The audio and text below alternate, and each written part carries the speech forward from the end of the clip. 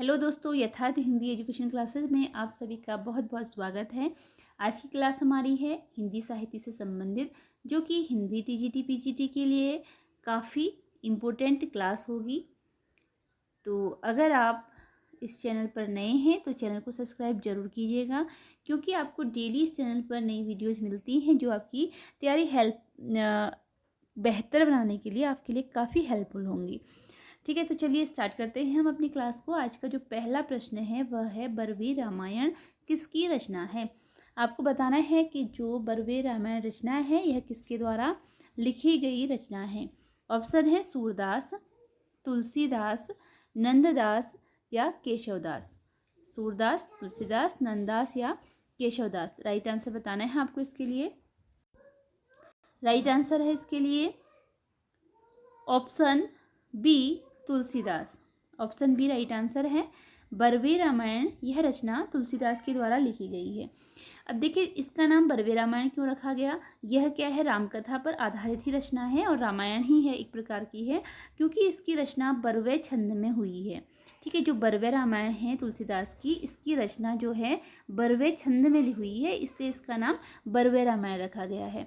और इस बरवे रामायण की जो रचना हुई वह 1612 ईस्वी में हुई है। 1612 ईस्वी में लिखी गई है। इसमें कुल छंद अगर हम इनकी बात करें तो कुल छंद इसमें 69 थे। ठीक है, बरवे रामायण में कुल छंदों की संख्या थी 69। क्योंकि इसकी रचना बरवे छंद में हुई इसलिए इसे बरवे रामायण का नाम दिया गया। और भाषा इसकी अवधी भाषा में ही इसकी रचना हुई है और छंद इसमें बरवे था। तुलसीदास की एक प्रसिद्ध रचना यह थी। इसके अतिरिक्त तुलसीदास की एक हनुमान बाहुक है और विनय पत्रिका है। इस तरीके की और भी रचनाएं बहुत सारी हैं जो कि रामकाव्य पर आधारित हैं। अगला प्रश्न है, आमी हलाहल मत भरे श्वेत श्याम रत्नार, जियत मरत झुकी झुकी परत, जे ही चितवत एक बार। यह पंक्ति किसकी है। पंक्ति है, अमी हलाहल मद भरे श्वेत श्याम रत्नार, जियत मरत झुकी झुकी परत, जय ही चितवन एक बार। यह पंक्ति किसकी है बताना है। ऑप्शन है बिहारी, रसलीन, केशवदास या घनानंद। राइट आंसर बताना है आपको इसके लिए। इसका राइट आंसर है ऑप्शन बी, रसलीन। ठीक है, ये जो पंक्ति है यह रसलीन की पंक्ति है। रसलीन रीतिकाल के कवि हैं। रीतिकाल के कवि हैं रसलीन। और इनकी यह पंक्ति है। इनका पूरा नाम सैयद, रसलीन का पूरा नाम सैयद गुलाम नबी, इनका पूरा नाम था सैयद गुलाम नबी। और ये रसलीन उपनाम से कविताएं करते थे। ठीक है, और इसके अतिरिक्त इनकी एक प्रसिद्ध रचना है अंग दर्पण। रसलीन की एक प्रसिद्ध रचना का नाम है अंग दर्पण। यह इनकी काफ़ी प्रसिद्ध रचना है अंग दर्पण रसलीन की। तो इसकी रचना 1737 ईस्वी में हुई थी और इसमें 180 दोहे हैं। ठीक है, और इसके अतिरिक्त एक रस प्रबोध भी है इनकी रचना। अगला प्रश्न है, बसो मेरे नैनन में नंदलाल किसकी पंक्ति है। आपको यह पंक्ति बतानी है। बसो मेरे नैनन में नंदलाल, यह पंक्ति किसकी है, इसके लेखक कौन है। बसो मेरे नैनन में नंदलाल। ऑप्शन है सूरदास, नंददास, मीराबाई और कृष्णदास। इसके लिए राइट आंसर देखते हैं। राइट आंसर है इसके लिए ऑप्शन सी, मीराबाई। बसो मेरे नैनन में नंदलाल, यह जो पंक्तियां हैं यह मीराबाई की पंक्तियां हैं। बसो मेरे नैनन में नंदलाल। और इसके अतिरिक्त मीराबाई की कुछ अन्य रचनाएं भी हैं जिनमें प्रसिद्ध रचनाओं में आता है इनकी रचना का नाम। तो इनकी रचनाएं हैं जैसे राग सोरठा है इनकी एक रचना। और नरसी जी का मायरा है, नरसी जी का मायरा है। और उसके अतिरिक्त है मीरा की मल्हार। राग गोविंद है, गीत गोविंद है और गोविंद टीका लिखा है इन्होंने। मीरा पदावली है, ये इनकी प्रसिद्ध रचनाएं हैं। और ये कृष्ण भक्त कवि थी, जो मीराबाई थी यह थी कृष्ण भक्त कवित्री थी ये। अगला प्रश्न देखते हैं। अगला प्रश्न है, गौतम बुद्ध जी ने कौन से वाद की स्थापना नहीं की। तो जिसकी गौतम बुद्ध जी ने कौन से वाद की स्थापना नहीं की, नहीं जो करी वह बताना है। क्षणिकवाद, स्यादवाद, संघातवाद या दुखवाद। राइट आंसर बताना है इसके लिए आपको। इसके लिए राइट आंसर ऑप्शन बी है, स्यादवाद। गौतम बुद्ध जी ने जो नहीं की थी जिस बात की, वह था स्यादवाद। और जो ये स्यादवाद है यह आपके जैन धर्म से संबंधित है। ठीक है, स्यादवाद की स्थापना जैन धर्म में हुई थी, जैन धर्म से संबंधित है स्यादवाद। अगला प्रश्न है, स्मार्त वैष्णव कितने देवताओं की पूजा में विश्वास रखते थे? जो स्मार्त वैष्णव थे ये कितने देवताओं की पूजा में विश्वास रखते थे? 1, 3, 5 या सभी देवताओं में? राइट आंसर बताना है इसके लिए आपको। इसका राइट आंसर होता है ऑप्शन सी, 5। जो स्मार्त वैष्णव थे ये 5 देवताओं की पूजा में विश्वास रखते थे। अगला प्रश्न है, शिवराज भूषण में कितने अलंकार का विवेचन किया गया है? शिवराज भूषण जो रचना है इसमें कितने अलंकारों का विवेचन किया गया है? ऑप्शन है 58, 101, 105 या 108। राइट आंसर बताना है आपको इसके लिए। राइट आंसर है ऑप्शन सी। ऑप्शन सी इसके लिए राइट आंसर है 105। शिवराज भूषण में जो अलंकार हैं 105 अलंकारों का इसमें प्रयोग किया है। और यह रचना है भूषण की, शिवराज भूषण जो रचना है यह कवि भूषण की प्रसिद्ध रचना है, शिवराज भूषण। और इस ग्रंथ में छत्रपति शिवाजी महाराज जो थे उनका जो शिवराज भूषण रचना है इसमें छत्रपति शिवाजी, ठीक है, इसमें छत्रपति शिवाजी के बारे में वर्णन मिलता है शिवराज भूषण में, जो कि भूषण की रचना है। और ये रीतिकाल के कवि हैं। ठीक है, शिवराज भूषण जो है इनकी प्रसिद्ध रचना है। अगला क्वेश्चन है, किस क्षेत्र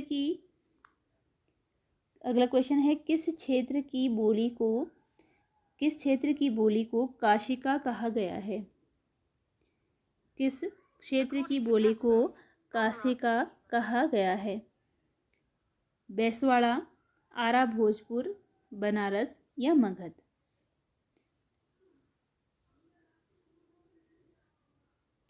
तो देखते हैं इसके लिए राइट आंसर क्या है। इसके लिए राइट आंसर है option B. Option B right answer है, आरा भोजपुर। जो ये क्षेत्र है यह काशिका, इस क्षेत्र की भाषा को काशिका कहा जाता है। और यह एक भारतीय आर्य भाषा है। ठीक है, यह एक भारतीय आर्य भाषा है। अगला प्रश्न है, निम्न में से कौन द्रविड़ परिवार की भाषा है? आपको बताना है कि इनमें से कौन सी है जो कि द्रविड़ परिवार की भाषा है, जो है वह बतानी है। ऑप्शन है उड़िया, बंगला, असमिया या कन्नड़। राइट आंसर बताना है कि कौन सी है इसमें द्रविड़ परिवार की भाषा। इसके लिए राइट आंसर है ऑप्शन डी, कन्नड़ है। यह द्रविड़ परिवार की भाषा के अंतर्गत आती है। इसके अतिरिक्त जो द्रविड़ परिवार की भाषाएं हैं उनमें तमिल सम्मिलित है, तेलुगु सम्मिलित है। ठीक है, तमिल है, तेलुगु है, कन्नड़ हो गई, मलयालम है और तुलु भाषा है। और जो उत्तर और पूर्व की कुछ भाषाएं हैं जैसे ब्राहुड़ी है, गोंडी है, कुक्कुड़ है, द्रविड़ भाषा परिवार से संबंधित भाषाएं हैं।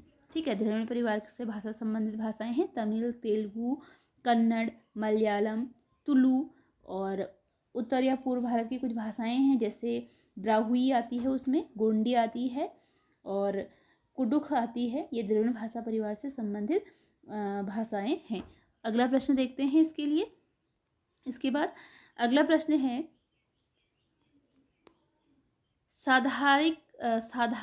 साधारणीकरण संकल्पना के उद्गाता कौन है? जो साधारणीकरण संकल्पना है इसके उद्गाता कौन माने जाते हैं, बताना है। ऑप्शन है कुंतक, वामन, भट्टनायक, अभिनवगुप्त। राइट आंसर बताना है इसके लिए कि क्या होगा राइट आंसर। देखते हैं इसका राइट आंसर। ऑप्शन सी है, भट्टनायक माने जाते हैं साधारणीकरण संकल्पना के उद्गाता। ऑप्शन सी इसके लिए राइट आंसर है, भट्टनायक। अगला क्वेश्चन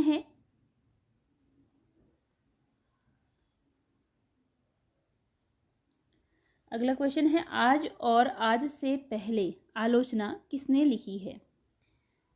आज और आज से पहले यह आलोचना विधा की रचना है, बताना है कि यह किसने लिखी है। आज और आज से पहले आलोचना के लेखक। ऑप्शन है भगीरथ मिश्र, अमृत राय, कुंवर नारायण, रांगेय, राघव।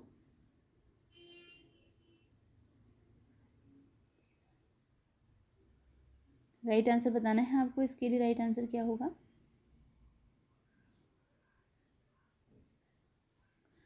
तो देखते हैं इसका राइट आंसर। इसका राइट आंसर ऑप्शन सी है, कुंवर नारायण।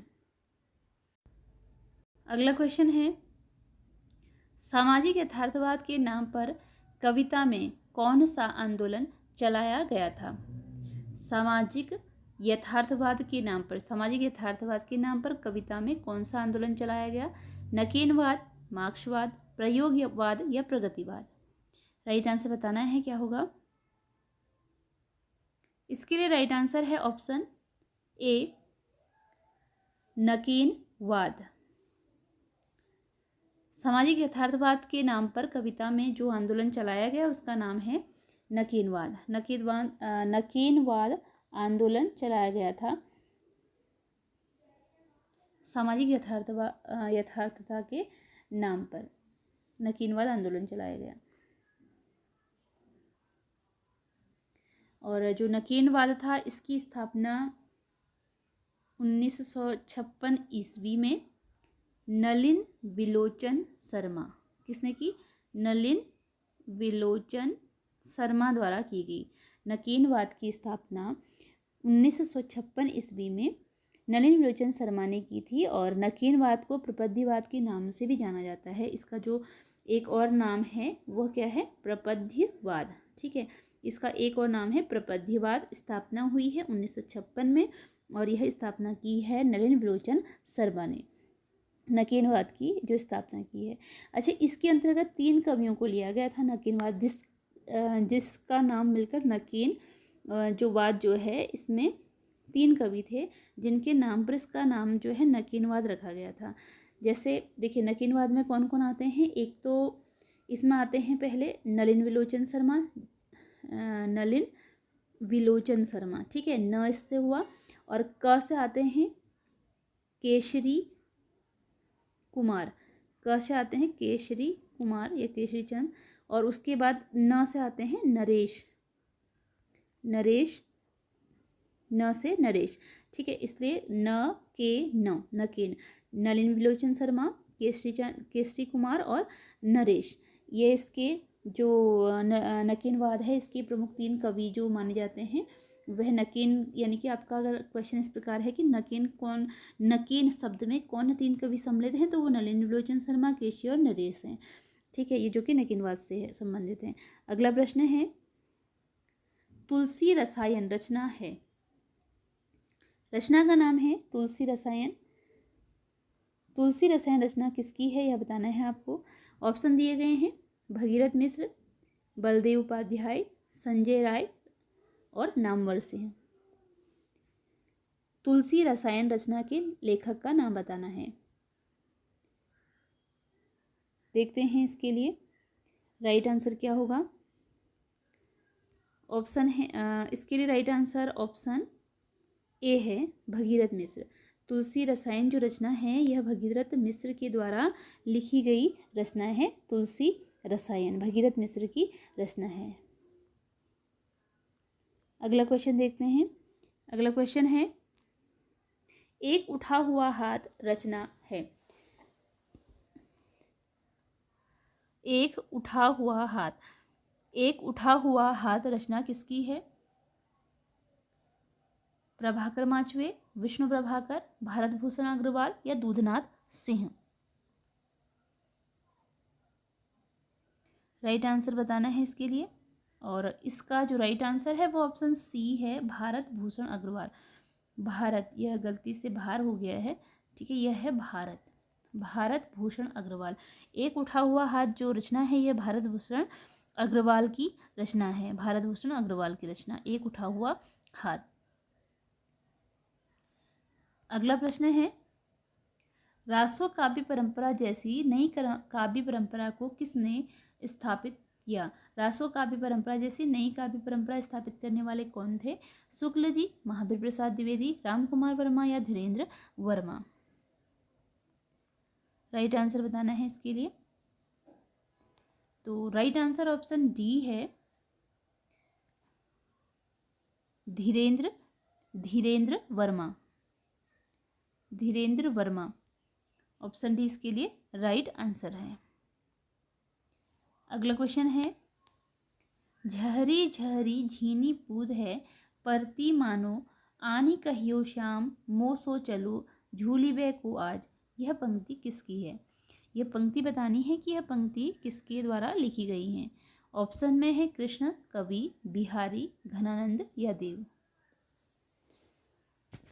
देखते हैं इसके लिए राइट आंसर।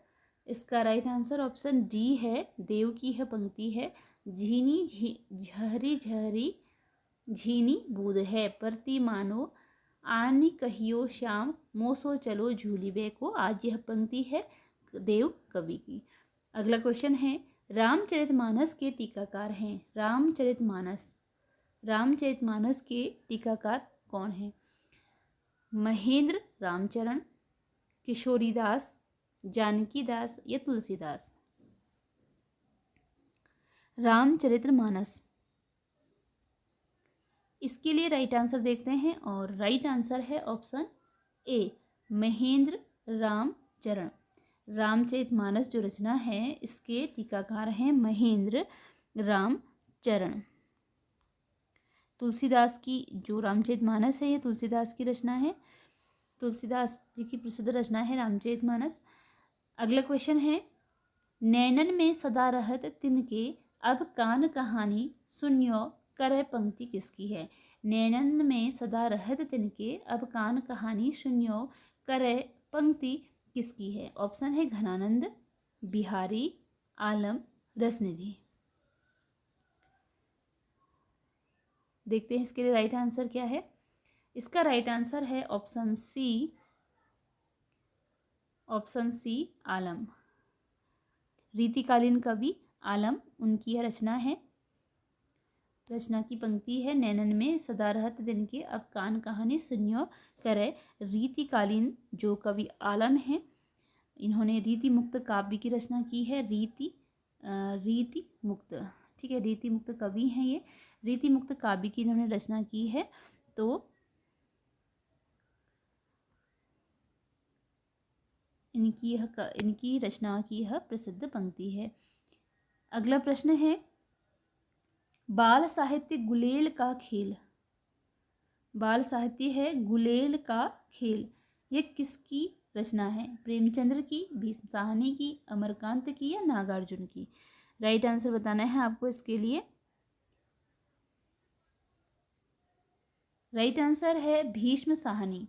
गुलेल का खेल भीष्म साहनी की रचना है। ऑप्शन बी इसके लिए राइट आंसर है। ऑप्शन बी राइट आंसर है, भीष्म साहनी, गुलेल का खेल। अगला प्रश्न है, प्रश्न चिन्ह फूटा प्रभात, भारततत्व किसकी कृतियां हैं? प्रश्न चिन्ह फूटा प्रभात, भारततत्व कृतियों के रचनाकार का नाम बताना है। प्रभाकर माचवे हैं, गिरिजा कुमार हैं, भारत भूषण अग्रवाल हैं या गे हैं? इसके लिए राइट आंसर ऑप्शन सी है, प्रश्न चिन्ह फूटा प्रभात और भारततत्व जो रचनाएं हैं यह भारत भूषण अग्रवाल की रचनाएं हैं। अगला क्वेश्चन है, करुण ही एकमात्र रस है, किसका कथन है? करुण ही एकमात्र रस है, यह कथन किसके द्वारा कहा गया है? भरत मुनि के द्वारा, अभिनव गुप्त द्वारा, भवभूति द्वारा या धनंजय द्वारा? देखते हैं इसके लिए राइट आंसर। ऑप्शन सी है भवभूति। करुण को एकमात्र रस मानने वाले हैं भवभूति। अगला क्वेश्चन है, रूपांबरा के कवि हैं। रूपांबरा जो रचना है इसके कवि हैं अज्ञेय, गिरजा कुमार माथुर, गिरिराज किशोर या मुक्तिबोध। राइट आंसर बताना है और इसके लिए राइट आंसर है ऑप्शन ए अज्ञेय। रूपांबरा अज्ञेय जी की रचना है। अगला क्वेश्चन है हित हरिवंश को किसका अवतार माना जाता है? हित हरिवंश को किसका अवतार माना जाता है? ब्रह्मा का, मुकुट का, बांसुरी का या पादुका का? देखते हैं इसके लिए राइट आंसर क्या होगा। राइट आंसर है ऑप्शन सी बांसुरी। हित हरिवंश को बांसुरी का अवतार माना जाता है। अगला क्वेश्चन है आचार्य शुक्ल ने इनमें से किस उपन्यास को काव्य कोटि का उपन्यास कहा है? शुक्ल जी ने इनमें से किस उपन्यास को काव्य कोटि का उपन्यास कहा है? राधाकांत, आदर्श दंपति, अधखिला फूल, बिगड़े का सुधार। देखते हैं इसके लिए राइट आंसर क्या है। ऑप्शन ए इसके लिए राइट आंसर है राधाकांत। जो रचना है शुक्ल जी ने इसे उपन्यास कोटि का काव्य कोटि का उपन्यास कहा है। अगला क्वेश्चन है इसी के साथ ये क्लास हमारी यहीं पर एंड होती है। मिलते हैं अगली क्लास में कुछ नए प्रश्नों के साथ। धन्यवाद।